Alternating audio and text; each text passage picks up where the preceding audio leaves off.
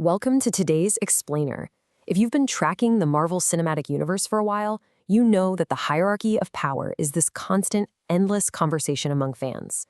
Well, today, we're diving into the complex comic book origins of a character who is about to completely disrupt that entire hierarchy, Jean Grey. Just think about this provocative quote for a second. Years ago, the top brass at Marvel flat out stated that Captain Marvel was the MCU's most powerful superhero. But current rumors suggest that Sadie Sink's highly anticipated iteration of Jean Grey is going to swoop in and take that crown.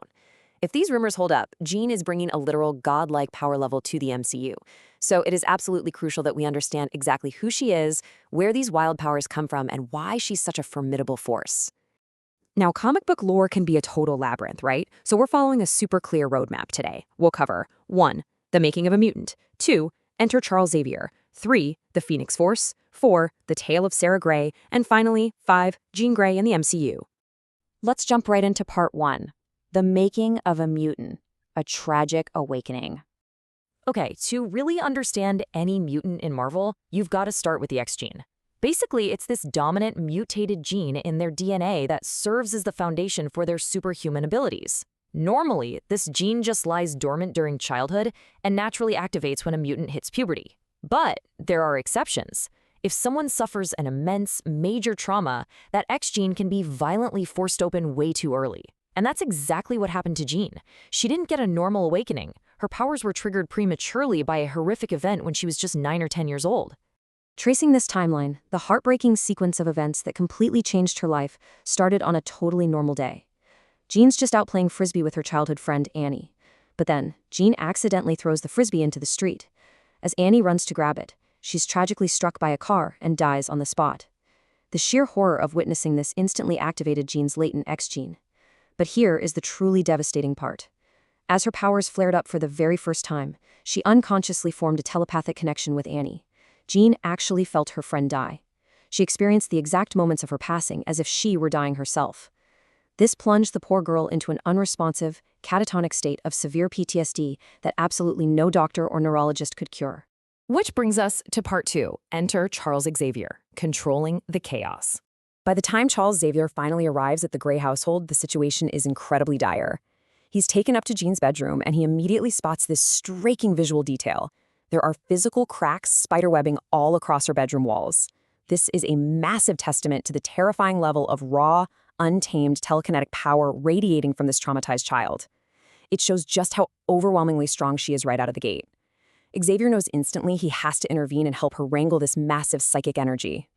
So Xavier begins to train her, slowly helping her suppress and control her vast abilities. But honestly, they push things way too fast. In what might be one of his worst ideas ever, Xavier takes her to a crowded public area for a field test to see how she handles the noise of human minds. Taking a traumatized, highly sensitive telepath into a bustling crowd? Yep, predictably, it's a total disaster. For a brief second, she's fine. But then, a running boy shatters her fragile concentration. Instantly, the mental voices of every single person in the area just flood her mind. Overwhelmed and panicking, she unleashes a massive telekinetic explosion, sending everyone around her flying into the air. Xavier manages to get her home, realizing a very hard truth. She needs a lot more time and a completely different approach. So, how does Xavier actually fix this colossal mess? Well, as we break down here, he resorts to placing mental blocks inside her mind. Think of them as heavy, impenetrable vault doors. Her telepathy was so intensely strong that any emotional trauma would cause her psychic abilities to just take over completely. By locking her most overwhelming powers behind these mental vaults, her telepathy was pushed safely to the background. This allowed her to rely primarily on her telekinesis, which was suppressed but much more manageable. This stabilized her emotional response, allowing her to eventually join his school, take on the name Marvel Girl, and safely go on missions with Cyclops and the core X-Men team. Now that we've got her baseline established, let's move to part 3, the Phoenix Force, a cosmic escalation. What's truly terrifying here is the sheer, unimaginable scale of this entity. Cinematic adaptations haven't always done a great job explaining this, but in the comic books, the Phoenix Force is an immensely powerful cosmic entity that denotes chaos, destruction, and rebirth. It just traverses the cosmos, and if it encounters something it believes shouldn't exist, it simply devours and destroys it. No questions asked. But here is the most important detail for our story. Because of Jean's specific, unique mutated DNA, she holds an unparalleled affinity for the Phoenix. In the entire Marvel universe, Jean Grey is literally the most perfect host for this cosmic force.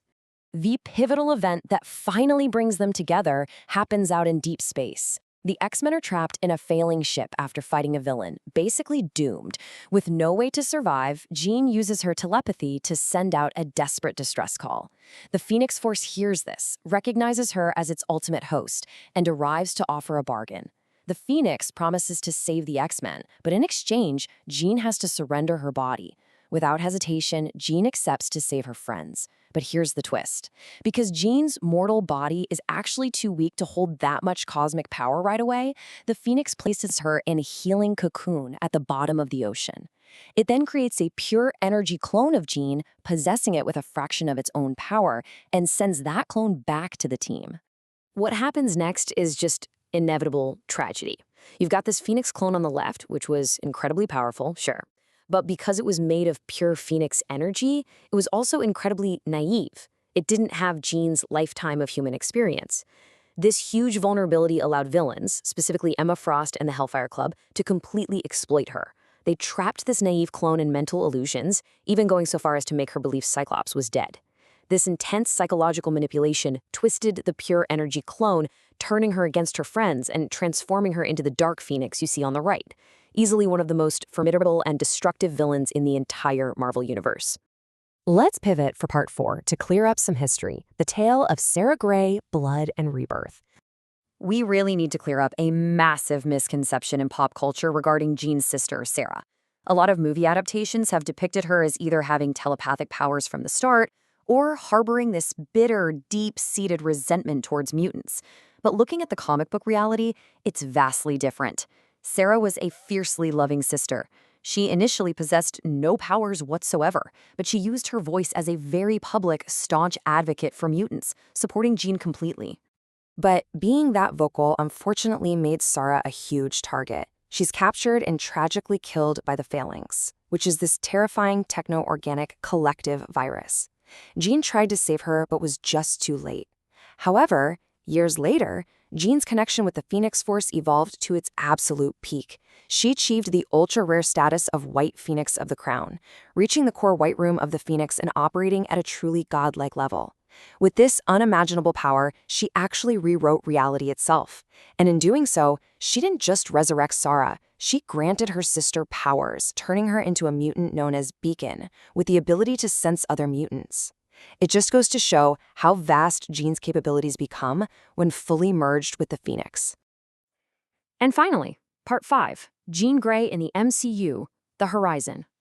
So how does all this crazy, complex lore fit into the upcoming MCU? Word on the street is Marvel's playing the long game here. Instead of dropping us cold into a new solo movie, they plan to establish a solid mutant baseline through massive upcoming events like Secret Wars and Doom's Battleworld. By introducing Sadie Sink's Jean Grey and the whole concept of Charles Xavier's school in these huge crossover environments, audiences will already know who the mutants are. This means when the actual solo X-Men movie finally hits theaters, it won't have to waste a second on basic introductions. It will already have its footing, launching the new X-Men era seamlessly without that empty void audiences sometimes feel when starting a totally new franchise. Which brings us to the million-dollar question to leave you with. Will the MCU finally give us the epic Phoenix saga we deserve? We've seen past cinematic attempts try to tackle the Dark Phoenix storyline, and honestly, we all know they struggled to capture the true cosmic scale and the deep tragedy of the lore. But with the foundation of Battleworld, a proper understanding of the horrific trauma that unlocks the X gene, and a slow, deliberate build toward her ultimate cosmic destiny, the pieces are finally in place for Marvel to tackle this colossal storyline properly. It's going to require sacrifice, it will introduce a formidable opponent, and it will for sure change the MCU forever. Are you ready for the true cosmic chaos to be unleashed on screen? Think about that as we wrap up today's explainer. Thanks for learning with me, and as always, stay curious.